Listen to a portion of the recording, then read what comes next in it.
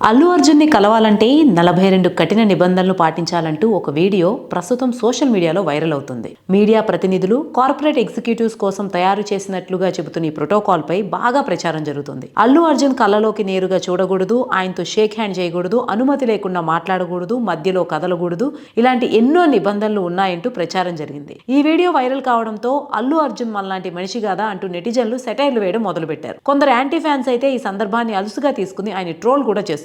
ఈ వివాదం ముదరడంతో అల్లు అర్జున్ టీం అధికారికంగా స్పందిస్తూ ఒక ప్రెస్ నోట్ రిలీజ్ చేసింది. అల్లు అర్జున్ పై వస్తున్న ఈ వ్యాఖ్యలు పూర్తిగా నిరాధారమైనవి, అవాస్తవమైనవి. ఆయన అందరి పట్ల గౌరవంగా, హుందాగా ప్రవర్తిస్తారు. ఈ తప్పుడు ఆరోపణలను మేము తీవ్రంగా పరిగణిస్తున్నాము. వీటికి బాధ్యులైన వారిపై పరువు నష్టం కేసు వేయడానికి మా లీగల్ టీం సిద్ధంగా ఉంది.